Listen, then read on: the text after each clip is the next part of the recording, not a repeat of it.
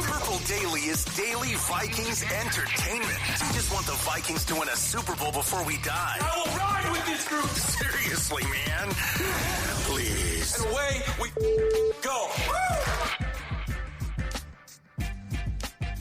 False start. There you go. There's that on button for that microphone. And we're back with another off-season blueprint episode here, boys.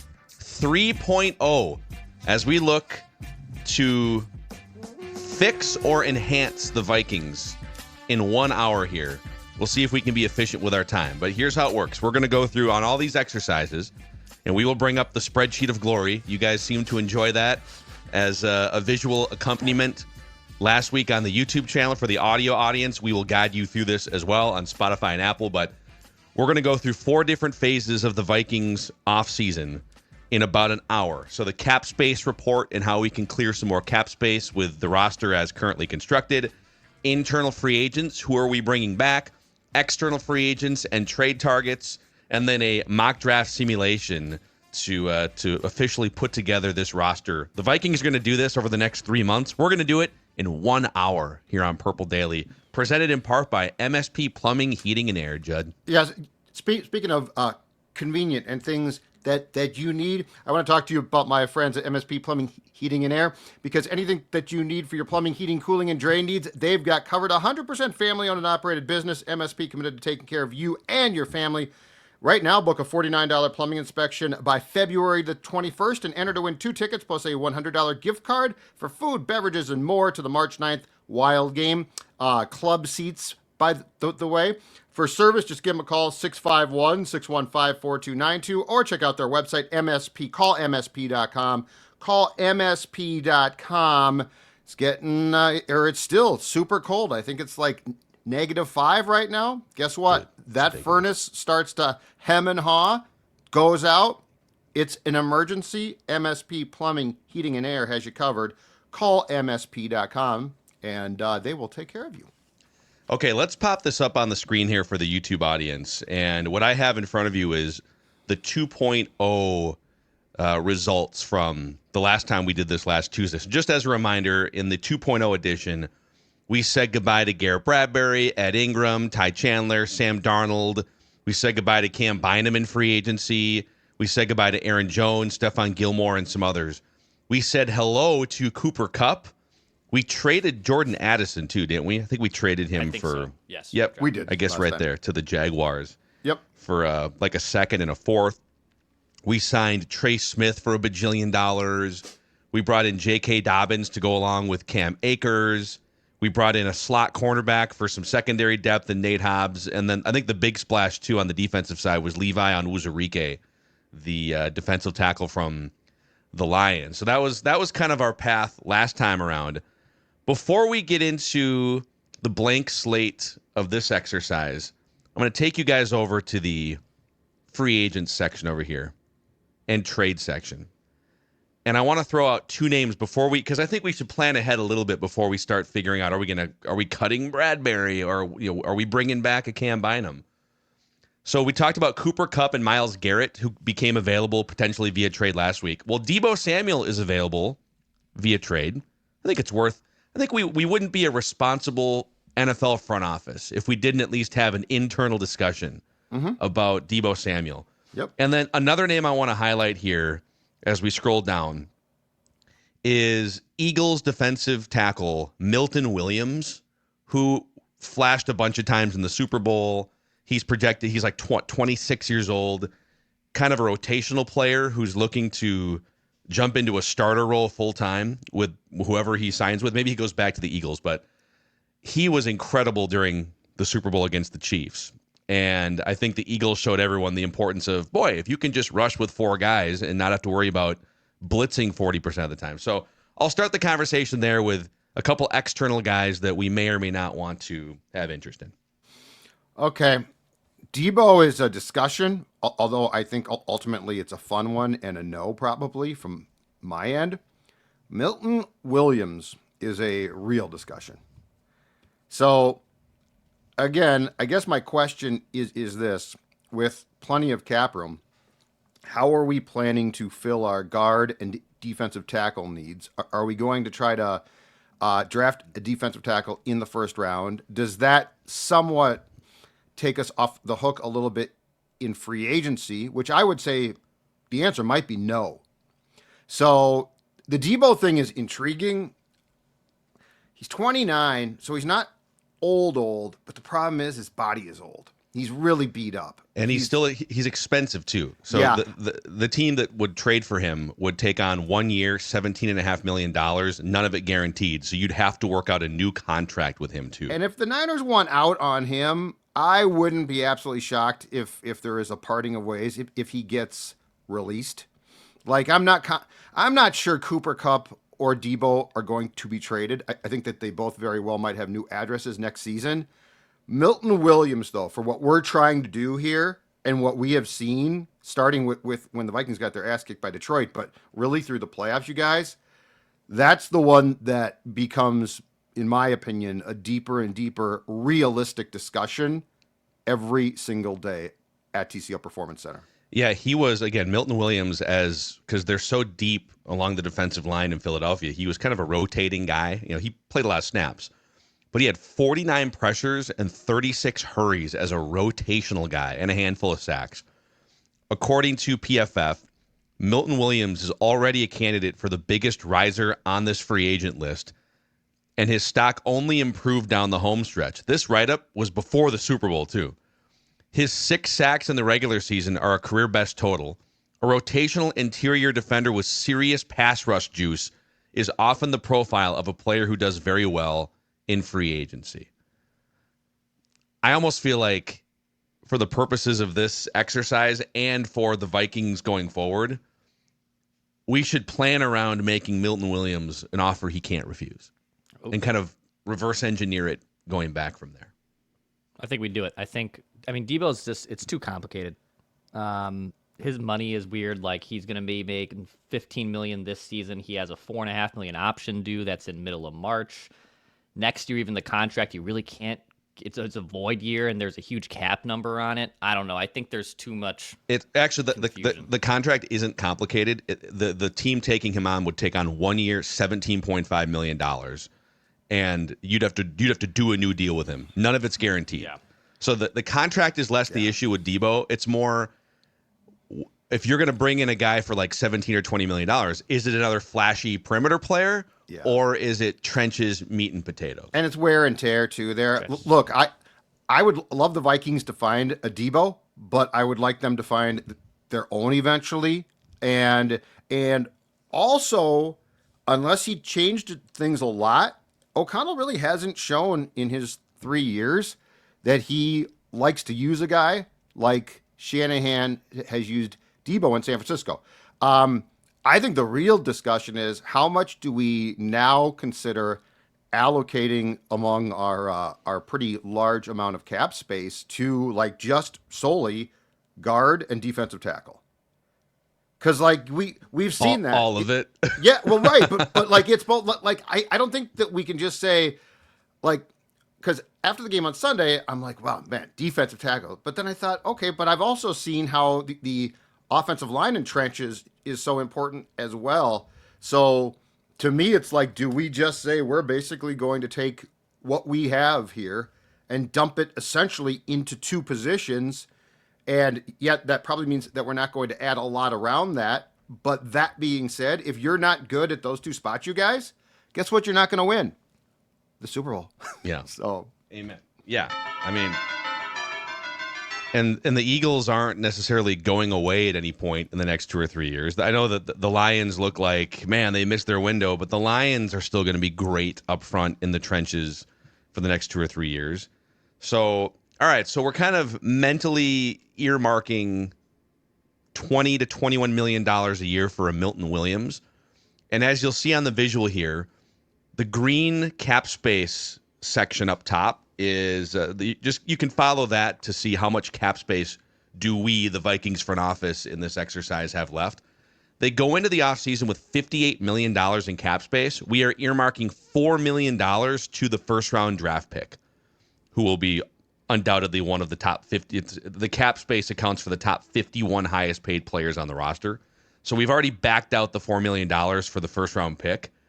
And now it's about the first part of this exercise is about clearing more space if we choose by either cutting, extending, or restructuring players that are currently under contract. So we can, and we've done this a couple times. It's going to be fairly similar with a couple tweaks here and there. But let's start with Brian O'Neill, he's 30 years old, 2 years left on his contract, no more guaranteed money left. So he's due for kind of a checkpoint here. One way to satisfy that would be to take his base salary. It'd be a simple restructure, as they call it. You take his $17 million base salary, you convert it to a signing bonus, which guarantees him $17 million. And then that gets prorated from a cap standpoint over the duration of the contract. So you'd be saving a simple restructure with Brian O'Neill, would give him more guaranteed money, and it would save you $8 million in cap space for this year, shoving a little bit of it into the future. We've done that the last two exercises. Let's do that, yes. It just makes sense, right? That's just common sense. Yep. That's Okay. not even a difficult decision. So we'll go, we'll put the minus, bear with me here as I type in minus $8 million to get us to $62 million in cap space. I've highlighted for you guys these names on the left that you see highlighted in kind of a light blue.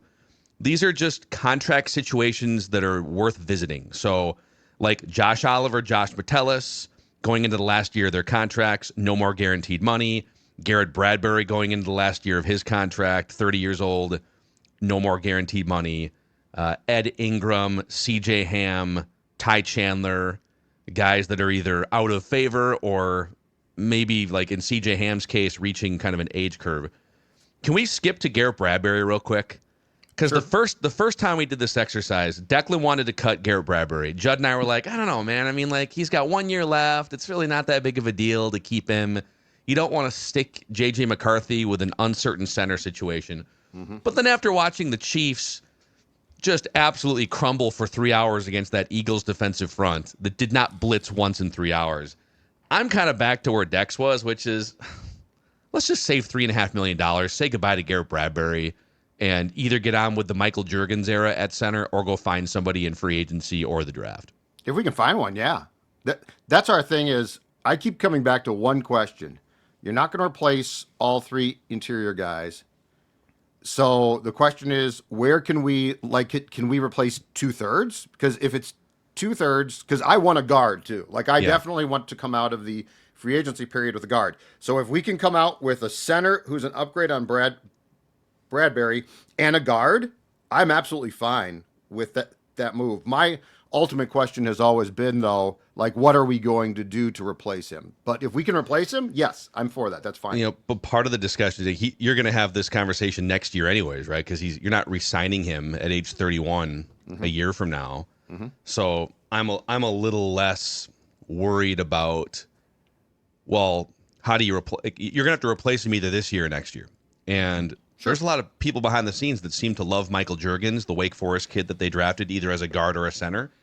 There's centers available in the 5th round where you have a couple draft picks. I mean, Drew Dahlman is a 26-year-old franchise center. Well, the Falcons might wind up not letting him get to free agency, which is an element of this we can't predict. Right. But I'm kind of, I'll turn it to Declan here, but I'm kind of over toward where Declan was 2 weeks ago, which is, you know what? Just get on. Let's just get on with it. He's not going to be your starting center in a year from now anyways. I think the most logical paths are keeping him under his current deal, releasing him, and then extension being third. There's no point to extend him. I think there's actually a path, and this happens. I believe this happened with Tampa Bay 2 years ago.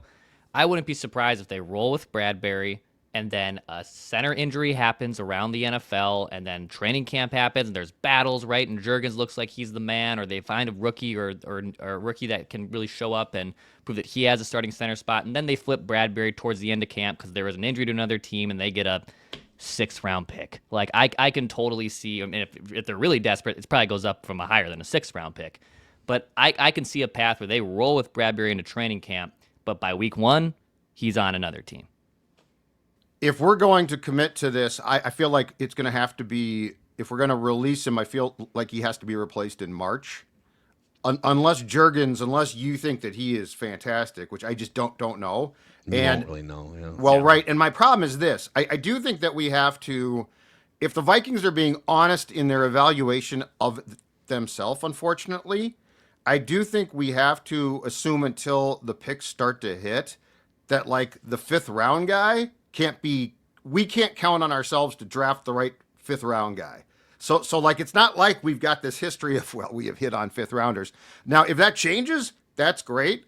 But it's my opinion, for what we're doing right now, if we're going to get rid of Bradbury, he needs to be replaced. Now, we have enough cap space to do it if we are going to basically take every cent that we have and invest it in interior line play, which, to the top of the show, after what I've seen in the playoffs, I'm not against that. Yeah. Let's live dangerously. Okay. Let's say goodbye to the starting center for the new league year in March. Hey, one real quick, too. I think Dex sent us this like 2 weeks back. There was something, and it actually made sense on a potential restructuring and I think extending out the Van Ginkel contract, too. Right, Dex? Yeah. Yes. Yeah. His number is what, 9, Phil? Is that what it is? So Or he 11? has, here, I'll highlight this so you guys can see there. So his cap hit is 12. 12. His base is 10.7. But he only has $1 million in guarantees. Let me just pull up his contract And that's off screen here real quick. And I believe that's it. I think he's signed like a 2-year There's and a voids. void year. Yeah, a There's void. voids after this. Yep. Because the only thing is he's 30 years old, so you got to be a little careful extending him. But he only had, and plus you got Dallas Turner waiting in the wings. Trade him. So he's 30 years. It's not a bad idea. Living dangerously. I love this. Here's the rest of his contract. He's got 1 year left, 30 years old. And the void years, you're going to wind up with like $4.5 million in just dead cap on your books for 2026, which is only like 1% of your cap, so it's not a big deal. But I think you either let him play out the rest of the season, his last year of his contract, on that number, which would be the 4th or 5th highest cap hit on the team, or you trade him. If there's a team that would give you, for 1 year of Andrew Van Ginkel, age 30, I don't know that you're getting. I don't think you're going to get that much first for or him. second round pick. It's a fun idea. I don't think you're going to get the return. For him. It's interesting because it is a flaggable. I should almost highlight him here for future episodes. It is a flaggable contract, but let's just go through the options. Do you guys have any desire to extend a 30-year-old Andrew Van Ginkel when you have Grenard under long-term contract and Dallas Turner coming up and Gabriel Murphy, who you love? What could I do for savings if I do? Well, short term, you could definitely knock that cap hit from 12 probably down to 5 or 6, but you're also shoving money into 2026, 27. Yeah. Right. I guess my question, and I don't know if we can actually answer this question right now, is if I do that, what is our potential dead cap in those years? Because like if I'm shoving it into it and it's causing problems, no. If I've got space to play with, I'd be intrigued to create more cap room, but it's not a huge necessity. Let me verify this for you. So, all right, thank you. See, the Vikings have, in terms of 2025, what is their dead? I'm on over the cap right now. They don't have a ton. There's some void stuff in there, but because they aren't dealing with, they're pretty low on the, let me see, NFL cap space. And this past season they had the most, right? Or one of the most? Yeah. Dead cap money because of Kirk and other the most. Things. I think they went into the season with the most dead cap because of Daniil and Kirk. Daniil's void years as well. Yep. So 2025, the Vikings only have this upcoming year. They only have $3.5 million in dead money. So to over-explain this for the audience, dead money to the cap is money that you're paying off your books to players that don't play for you anymore. So like when the Vikings and the Broncos had to do this, the Jets are going to do it. When you pay a quarterback a bunch of money and you shove a bunch of the accounting into future years to lower your cap hit for this year so you can bring in players, right? You eventually have to pay that off your books at some point. And like in the Saints case, they've got $50 million in dead money because they for years have just shoved money into the future. So a huge chunk, and that was the case for the Vikings last year, where a huge chunk of their salary cap was allocated to players that aren't on the team anymore. Ideally, you want to avoid that, especially when you're not like ready to win a Super Bowl. But they're getting kind of close. So for 2026, we don't know what the dead money is for teams yet because contracts haven't accelerated, Right. I guess is the right way to put it. Right. But the Vikings are very clean in terms of future cap space. So 2026 for cap space, the Vikings are like 10th or 11th in the league. They have over $100 million. So but you got to be a little careful. You don't want to shove too much into the future. Sure. That's a long answer to your question. I think we just leave Van Ginkel. Okay. Just leave him for now. Yeah. Sure. Okay, Josh Oliver, Josh Metellus, two guys who also top 10 cap hits on the team going into the last year of their contracts. They're both still in their prime. Metellus is super important. I think the question is, do you let them ride out the last year of their contracts, or do you extend Josh Oliver judgment? I extend them both, and I think Metellus will be like one of the most important guys internally that they do extend because his role is just huge. And I believe they signed him to an extension a couple of years ago during training camp, and it was, as I recall, team friendly. So it's going to cost you more, but he's proven to be worth it. So, yeah, Josh Metellus definitely extend. I'm going to say it's hard to project exactly what these contracts would be, but so Josh Oliver as a number 2 tight end would not have a $9 million cap hit on a new contract. No. Base salary 7.9. So let's estimate with his new contract, maybe it's like a 2 or 3 year deal that you would save $3 million on this year's books from that 9 down to like 6.5. And then Metellus probably gets more money than the like 3.5 base and the 7 million cap. Yes. So let's just say you save like $1 million to the cap with Josh Metellus' new contract. Okay. Something like that. He'll definitely go up. Okay, and then we're cutting Bradbury, so he's listed here. Ed Ingram, Goodbye. See ya. we saved $3.5 million. Yeah, there's no we only have discussion. $380,000 in dead cap, so See you he's later, gone. bye. Yep. Okay, Dear Ed, we regret to inform you your services are no longer warranted. sorry, buddy. Okay, CJ Ham, you'd save $2.5 million to the books if you cut him. He's going into, I think, the last year of his contract. Yeah. I think thank you for your service. Great guy out the field too. Great guy in the locker room. But I'd rather have closer to the 75 million in cap space. So Okay. I agree with more Dex. Okay. Yeah. We're up to, by the way, we're up to 70. Whoops, I got to put a minus here. We're up to I was gonna say. just $75 million in Okay. cap space right now. alrighty. That's pretty good. And then Ty Chandler, you're only saving him. I mean, you're going to bring in No, someone fine. anyways. Yeah, it's But he's probably gone, right? So didn't work. goodbye. Coach clearly does not like him. So we're saving $1 million there. So we have was this right? $76 million in. Yep. When we're going to Cap spend it savings all here. on 2 positions. Wow.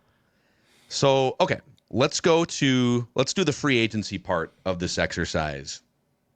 Presented by Park Dental here, boys. First, Park Dental. In fact, I just scheduled my my late winter, early spring, once every 6 months teeth cleaning at Park Dental, my new dentist. For over 50 years, Park Dental has been caring for and cleaning teeth in Minnesota and Western Wisconsin.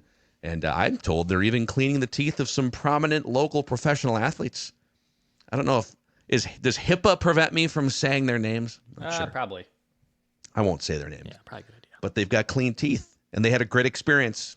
If they had the same experience I did at Park Dental, convenient locations throughout the Twin Cities and Western Wisconsin. Go to parkdental.com to schedule your cleaning. Also, Minnesota Rusco is here to help you make your remodel a reality. They are Minnesota's hometown remodeler. Since 1955, Cody and Casey are here to help you with their incredible staff. Almost 70 years of experience, by the way, Minnesota Rusco, when it comes to whether it's windows, doors, siding, bathrooms, kitchens, decks, roofing. They're not going to help you remodel your football team and your cap situation. But if it's a kitchen project, they got you covered. And they love a good deal. It's the month of love here, February. And so what they're offering is 70% off all labor on everything Minnesota Rusco has to offer. No interest, no payments for 2 full years. You also get a free gift box with every appointment. So if you've been waiting for the right time to remodel something inside or outside your home, Now is the time to get a hold of Minnesota Rusco. MinnesotaRusco.com.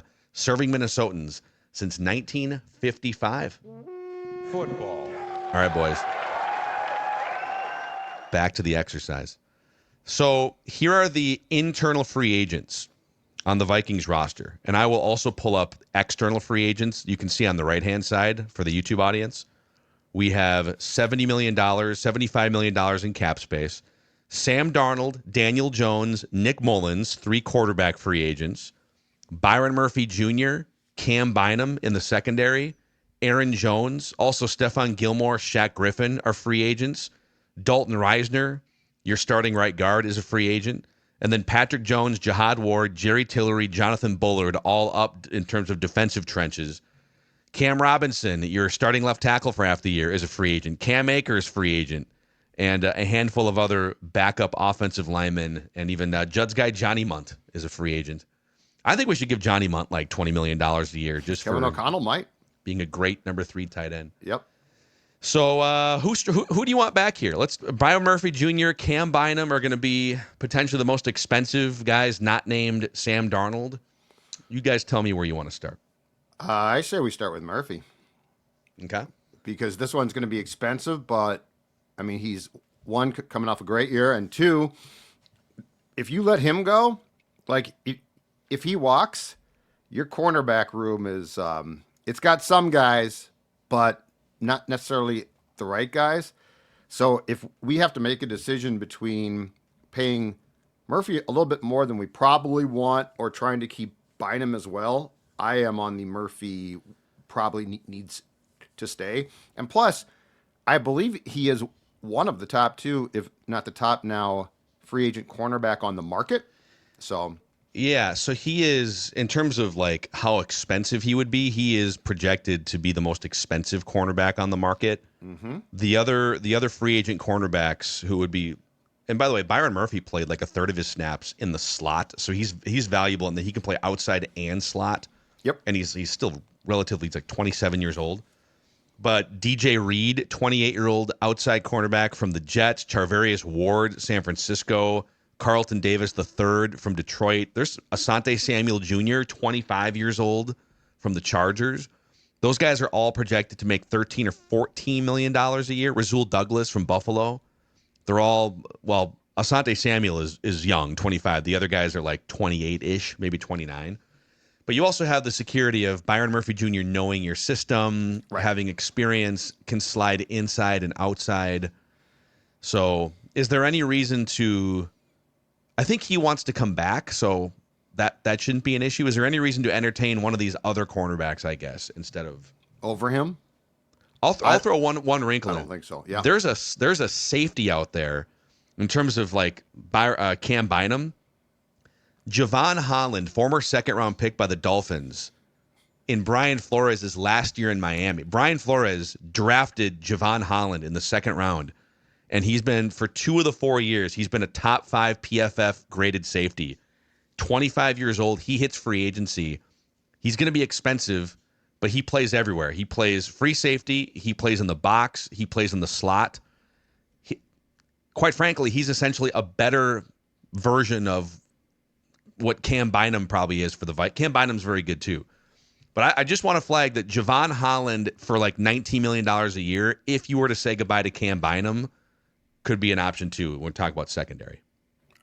I feel like you got that guy in Metellus though.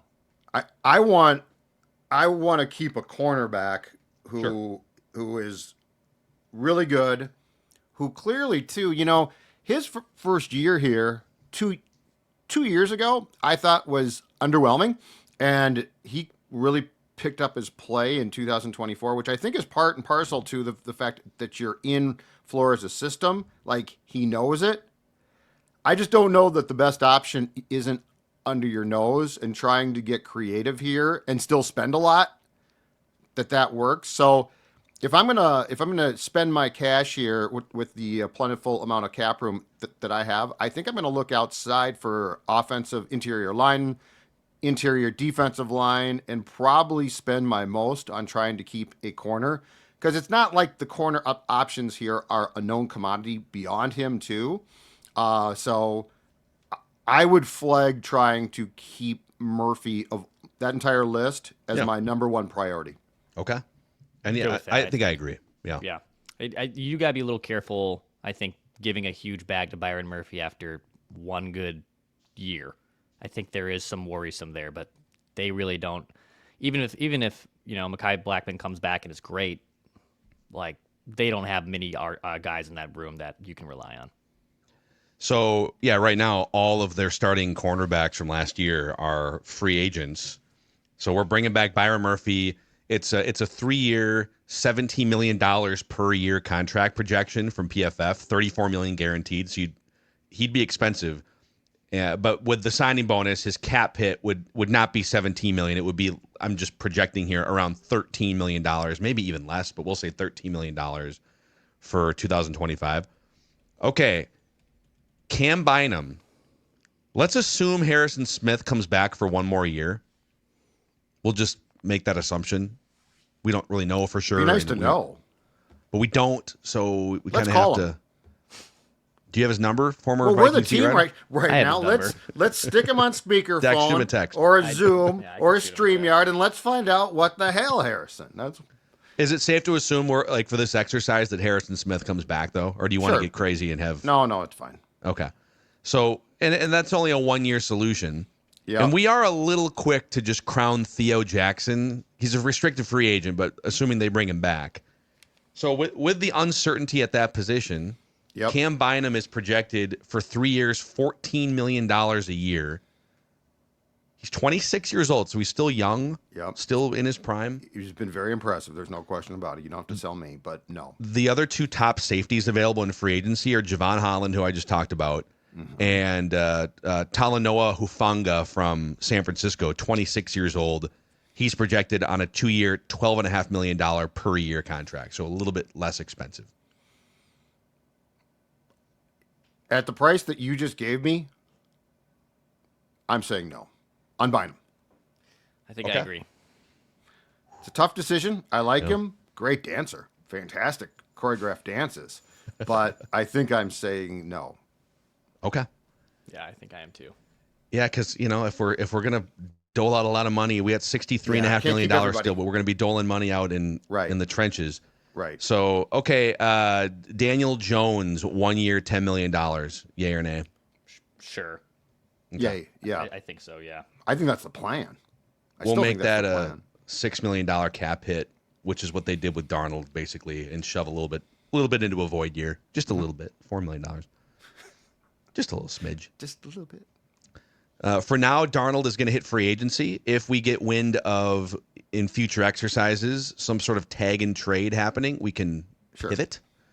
Okay. So Aaron Jones, Stephon Gilmore, Shaq Griffin. Let's go to the elderly section of the roster here. Gilmore's going to retire, I think, and Okay. that's a no. Shaq Griffin, I could be convinced because he's not going to be expensive, and he does add depth, and he's not. He's what, 29? So I could be convinced. What do you guys think on Jones? Because I mean, if the price tag is right, I bring him back as part of duo, a tandem, or something. Yeah. But I'm not going to pay much there. Because we said goodbye to Bynum, and because we said goodbye to Bradbury, I think we have a little to play with here. I'm good. I'm good bringing back Aaron Jones, Cam Akers, and then drafting someone in a really deep running back draft. Okay, Yeah. If you guys are down for that, I think so as well. Yeah. it's fine. Yeah. so let's say Aaron. It'll be a 2-year, $14 million deal for Jones. Let's put the cap hit at $6 million for this year. We'll highlight him in green. He's coming back. And then we're going to say Cam Akers coming back for a couple $1 million. Be like probably 1 year, $2-3 million. We'll give him a $2 million cap hit. So we Like got those Shaq? two running backs back, and that's just under $50 million in cap space. You want to bring Shaq Griffin back as some depth? I'm fine with that. Dex? Yeah, I'm good with Shaq coming back. I think that's probably fair. He might not start, but he Yeah. can come in for a few $1 million Yeah. and compete for I some think he's runs. fine You'd with have that too, Byron don't you? Murphy, Shaq Griffin, and Mekhi Blackman, and then maybe you draft a cornerback for some security there. Yes. or we'll see what kind of free agency money we have left over.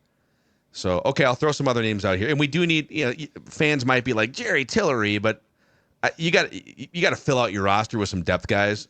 Yes. So if we brought back Jihad Ward and Jerry Tillery as just depth along the defensive front, are we good with that? 100%. Okay. But we will say goodbye to Patrick Jones, who's probably going to make a little bit more in free agency, and Jonathan Bullard, who's a little older than Jerry. And if they wanted to keep Bullard over Tillery, whatever. Like, just keep one of these guys, right? Yeah. Okay. So these guys will be projected to make about $2 million a pop. Jihad Ward, really valuable as a setup man in the pass rush game last year. Now, the interesting thing on Ward is going to be once we pull the trigger on some real interior defensive line help, is what's Ward's role then? Because he sort of played that role on passing downs, and he still might, but the fact that Ward played such a key role is sort of an indictment of what was wrong as well. Yeah. But I do agree he is a versatile backup type of guy. So yeah, it was a really creative way to, without studs up front, it was a really creative way to create pressure. And ideally you wouldn't have to be tricking it up so much, but it was a great job by Flores and company. Cam Robinson, no. Yeah, that's a no. By the way, he's still projected as a slightly below maybe league average left tackle to make $18 million a year in free agency. Mm-hmm. Genetics, baby. Dalton Reisner's a no, I'm assuming. Correct. And then that brings us to restricted free agent Theo Jackson. Probably $1.5 million, $2 million a year to make sure no one poaches him. Yep. We bringing him back? Because we aren't bringing back Cam Bynum. Yeah, So. we can't not bring him back. Judge Campnotes would be brokenhearted if they didn't bring him back. So we'll highlight him. And then between Johnny Munt, Fabian Moreau, David Quessenberry, Kamu Grugier-Hill, and Trent Sherfield, just kind of 5 veteran pieces at different positions. We are looking to, these are vet minimum guys, so we are looking to fill out the roster. I'd say Trent Sherfield back for $1 million. Yes. Special teams ace, blocking, loves to block at that spot, so yes. And Johnny Munt, until O'Connell is gone, he's coming back. He'll be 47 and still playing here because O'Connell loves him so much. Okay.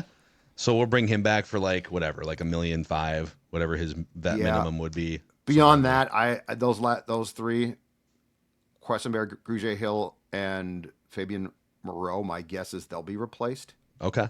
But I'm gonna highlight the guys. So here's who we're saying goodbye to: Sam Darnold, Nick Mullins, Cam Bynum, Stephon Gilmore, Dalton Reisner, Patrick Jones, Jonathan Bullard, Cam Robinson, Fabian Moreau, David Quessenberry, and Kamu Grugier-Hill. Mm-hmm. I could see them bringing back Kamu Grugier-Hill, but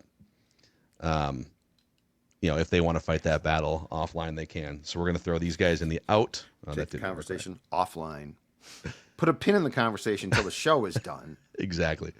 So, okay, let's go to externals here. This is the fun part of the exercise. All right. So we have, and this is how your money goes quickly, because you're like, well, they only have $36 million left. Well, yeah, because you got to fill out a roster. Well, yeah, exactly. And you got to, Byron Murphy's going to cost money. Yeah. Your running back room is going to cost a little money. Your depth is going to cost some money. So what you're telling me? Wait, are you telling me that Darnold might not come back because if you brought him back, you'd be down to about $22 million? Yeah. I mean, how about that? If you bring him back for even 15 or 20 million, it would be, what if you could get him on this? Which is not going to happen. Right. It literally prevents you from signing a big free agent or two. So $36 million to spend in 2025 cap space. We've already accounted for the $4 million with the first round draft pick. That's kind of an estimation. And keep in mind, you see the average annual value on these free agents. For instance, Trey Smith, $21 million average annual value. The 2025 cap hit will be lower than $21 million because usually you bring a guy in, give him a signing bonus that prorates accounting-wise over the 4-year contract. And so a $21 million average annual value deal over 4 years, the cap hit might be more like 14 or 15 million in year 1 and then escalate over 4 years. So let's go to our guy Milton Williams here, boys. He's the first phone call we're making, right? We already agreed on the importance of him. Philadelphia Eagles stud, young, 26-year-old interior pass rusher, 49 pressures, 36 hurries as a rotational guy. He is going to command a 3-year, $63 million contract, $37 million guaranteed. Are we good? We're going to have to pay to get, We have to get something. like, to solve this problem. Yeah. It's not going to come at a discount price. So, yes, I'm good with this. Okay. It's a lot, but I'm good with it. Dex, are you cool with this? Yep, I'm good with this. Okay. So let's say it's I'm just estimating here. It's a $63 million deal with, it's probably like a 15, 16, maybe a $18 million signing bonus. I don't know. So let's call it $15 million to your cap in 2025. All right. We just signed a stud. Call the press conference. Interior. Call the press conference right now. So you've got, what am I doing here? You've got. We'd like to introduce. First time using a spreadsheet, folks. Sorry. There we go. We've got Milton Williams and Harrison Phillips up front with whoever else rotates in. Mm-hmm. Maybe we draft somebody. We still have $21.1 million here. Do we splash around? And by the way, for needs, we don't have a bona fide starting center or a bona fide starting right guard. We do have Blake Brandel, who can still slot in at left guard. He kind of fizzled down the stretch, but here's the guards in front of you. What do you want to do? Tevin Jenkins, Trey Smith. Okay. Tevin Jenkins is interesting. He's a left guard. He's a left guard. He's 27. He is going to be, I think he's going to be a fairly hot commodity. Now, the one thing that we do have to keep in mind is among the teams that are going to be in the market for guards are the Bears, who might try to keep him as well. Mm-hmm. But he intrigues me. Like, I think for the sake of this, since we did this last time with Trey Smith, I think for the sake of this that we should assume like Kansas City keeps him or something. Yeah, agreed. And go after. So right now, I think we're going after a guard and center. And the one thing that I will continue to say is I do not think you're going to find three guys. Like, I don't think that you're going to sign a high-price guard, a high-price center, a high-price guard. So I think we target a high-price guard and a center, and that's probably the most realistic path that could happen, especially since we let Bradbury go. So another center idea here on your screen, it's another Chicago guy here, 29-year-old Coleman Shelton. Projected contract 2 years, $10 million or so. Mm-hmm. So he'd be kind of in that Bradbury contract range. And this is the connection. He was the Rams starting center. Well, I should say this. He was on the Rams during the 2021 year where Kevin O'Connell was the offensive coordinator. So there is a connection to Kevin O'Connell there. Okay. He became a starting center the year after O'Connell left, and then he was a very rock-solid run-blocking starting center the last year in L.A. for him, 2023, before he went to Chicago in 2024, where he's played basically every snap the last 2 years as the starting center for the Rams and for the Bears. Undrafted free agent out of Washington from 2018, but there is a major KOC connection with Colton Shellman. And what's the pass blocking grade like? Last year, it was above average, 68.4, 26 pressures allowed over the course of 17 games.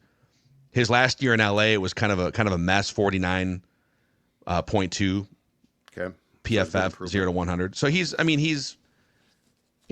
not going to, but here's the thing. You might be looking for kind of a transitional 1 or 2 year thing here into Michael Juergens, but he's a little bit Bradbury-esque, but there is a KOC connection, and we cut Garrett Bradbury. So we do need a starting center. True. Yes. Okay. I think I vote yeah. Okay. Yep. Because Dahlman is probably Coleman Shelton. We're probably not going to get Drew Dahlman and a high-priced guard, so yes. Dahlman might also very likely just go back to the Falcons. That's the True, we just can't really account for that. So Coleman Shelton, let's call this a, I don't know, $3.5 million cap hit for this year. So we got ourselves a center. Okay, so we're still swimming in the deep end of the guard pool right now. Yep. So we've got our tackles. We've got our center. We do have Blake Brandel if needed at left guard. He's also a swing guy that could be your utility guy. There are more right guards available generally in free agency here. Will Fries, I want to point out. Will Fries is coming off a broken leg. Yep. And I'm a little nervous. He's 26, very good starting right guard for the Colts, but the broken leg thing makes me a little nervous. Yeah, week 5. I'm checking it out right Mekhi here. Becton, who is one of the largest human beings in the NFL, former number 11 overall pick, left tackle for the Jets, who failed. Philly picks him up, converts him to right guard, and helps them win the Super Bowl. Okay. The Eagles' run scheme, a little bit different in that they're running a lot of like read option stuff. It's just a different schematic setup there. So, right. But he's 25 years old, projected to make $9 million a year. I do like that for a guard. And then you got these veterans, Brandon Scherf, Zach Martin, Kevin Zeitler, all over the age of 33, but all very, very good still and very economical, but it doesn't solve your guard thing for multiple years. Aaron Banks is a left guard from San Francisco with experience in the Shanahan system. So there's a little bit that zone running scheme that KOC runs. PFF says he moves very well in the run game for his size, which is presumably what made him the most attractive to Niners in the first place, but he still has room to grow in pass protection. Mm-hmm.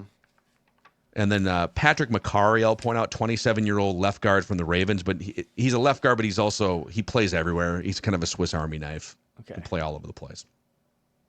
So I'm tempted to say Becton. I love the house. I love having a house at guard. Yeah, I mean, Becton would be good.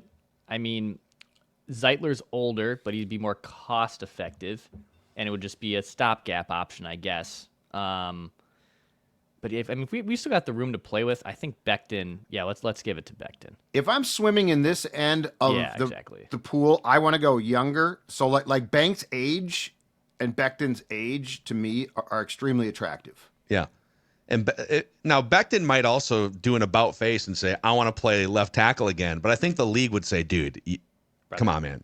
Come on. Well, he'll say that until he sees the potential contract from the Vikings. Yeah. And then he'll say, I love playing guard. What do you mean? But here's what's a little confusing. PFF has him projected well below like Trey Smith and Will Fries. He's got him PFF has him at 3 years, $27 million, so $9 million a year. I feel like he's going to be more expensive than that.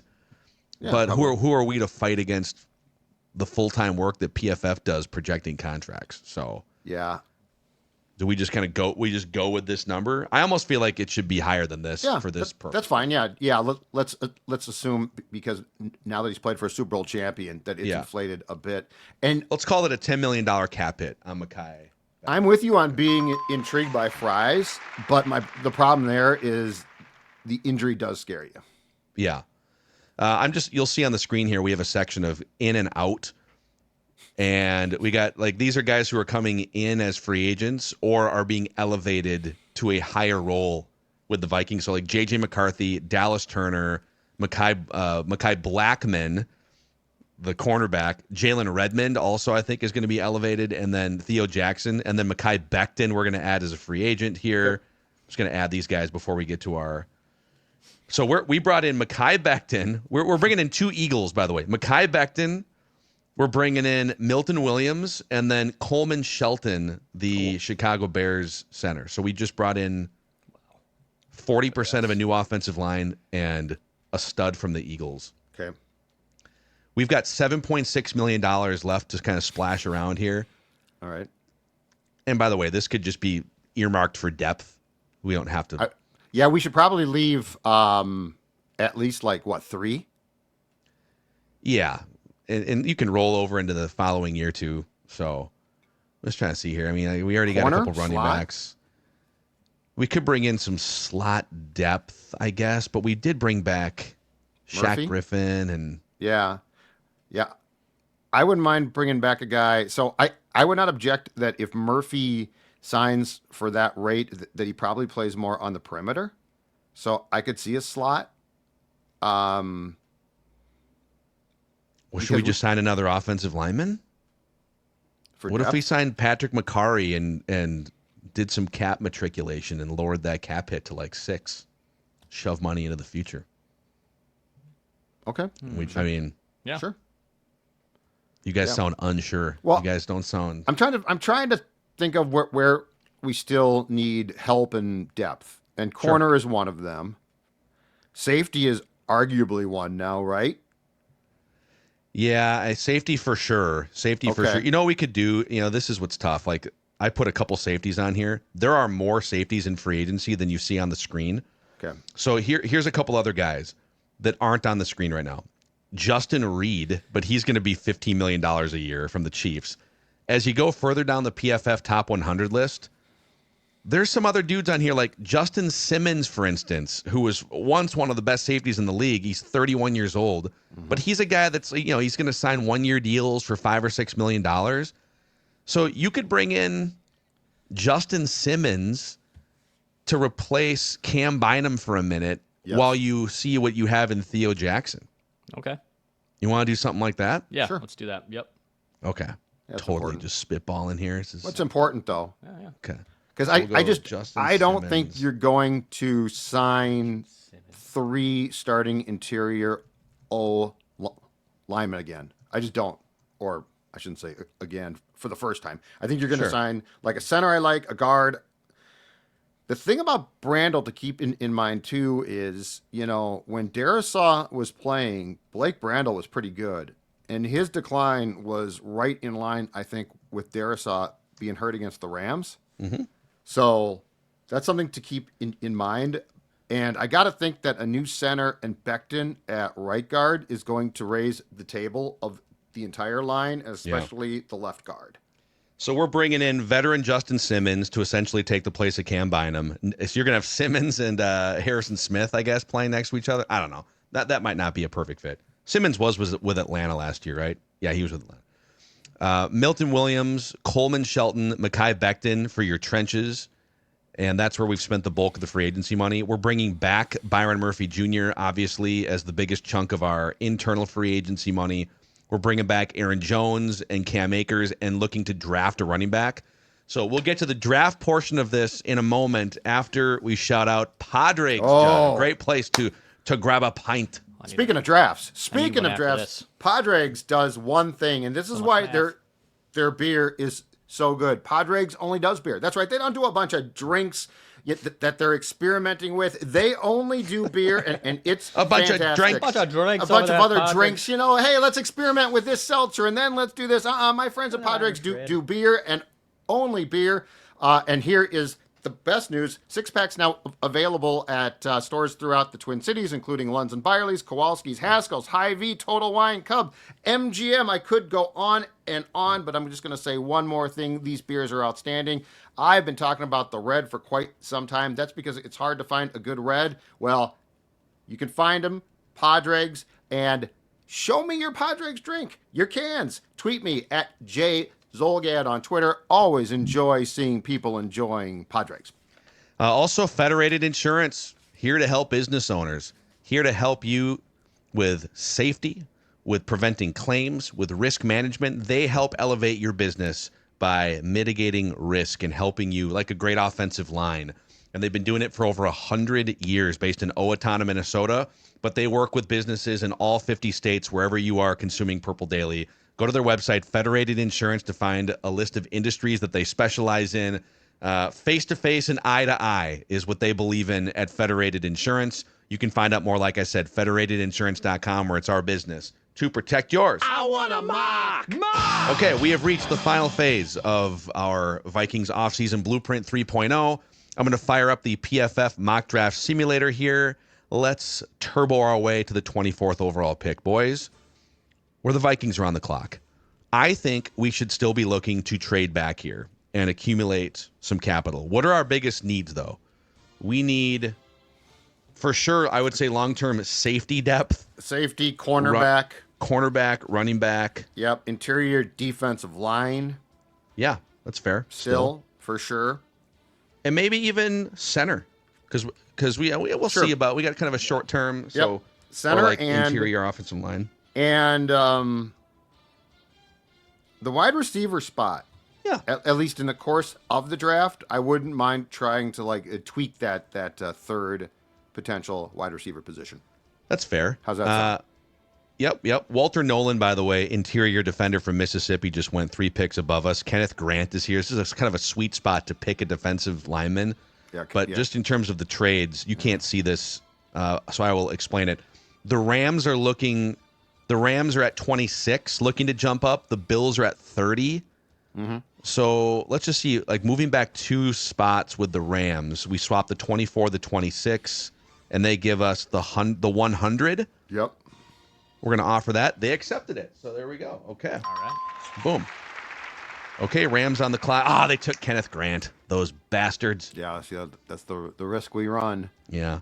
So, but this, all right, there's some other defensive. This is a really rich defensive tackle draft. There's also some corners here. Yeah. So we got this Tyleik Williams from Ohio State, who had a few sacks last year.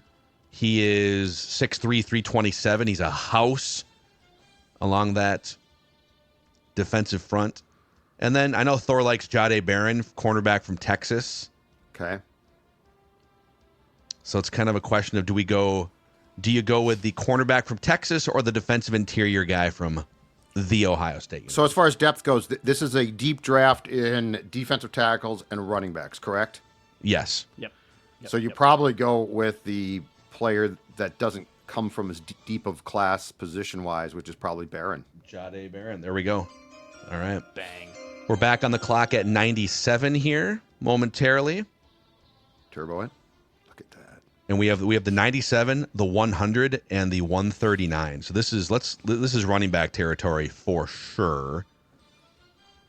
RJ Harvey, our guy Thor loves himself some RJ Harvey, the 5'9", 5'10" bowling ball from Central Florida. Well, we got. Man, a lot of these dudes, if the Ohio State guys are gone, That's what I was just gonna say. we probably go running back. Let's go RJ Harvey here. All right. Okay, we're gonna pull the trigger on that. Yep. And now I'm looking for probably a safety or a defensive interior. Okay. Let's pull up the options here. Safety and defensive interior for you. Here we go. So the top safety is a guy named Jonas Sanker. No idea who he is. I'm sure Thor could tell us about his whole family lineage. Yep, we should ask Thor about him. Jordan Phillips from Maryland, who we talked about once with our guy Thor. Okay. Do we So I like think Jordan Phillips? Let's go defensive interior Jordan Phillips, Maryland here. Okay. And then with the 139, let's see what's on the board.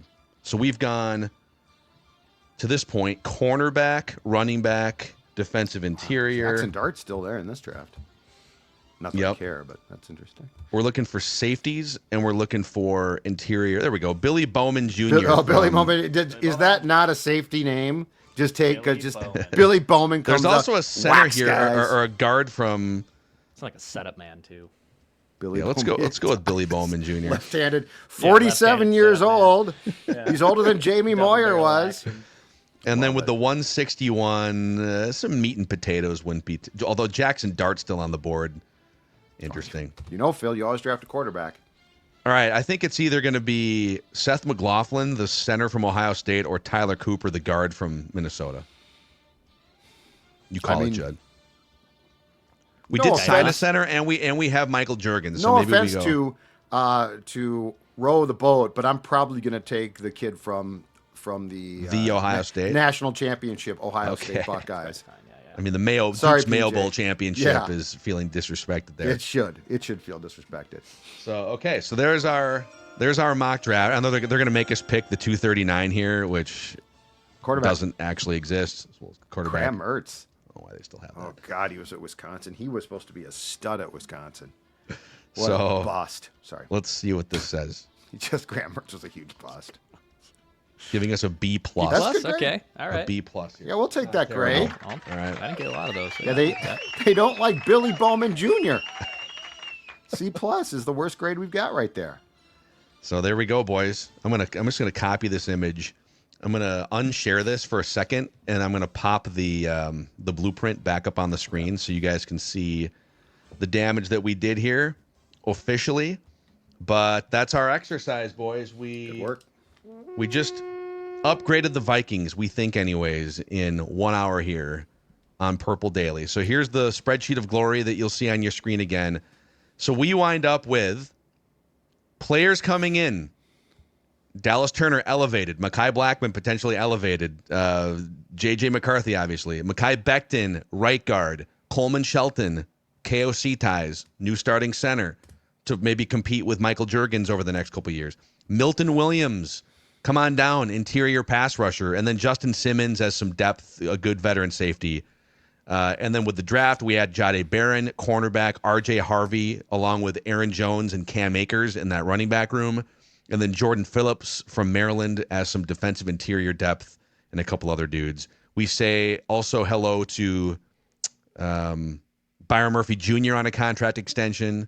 Daniel Jones, quarterback, Rehab University. We do say goodbye to Sam Darnold, Cam Bynum, Stephon Gilmore, and a couple depth pieces. How do we feel?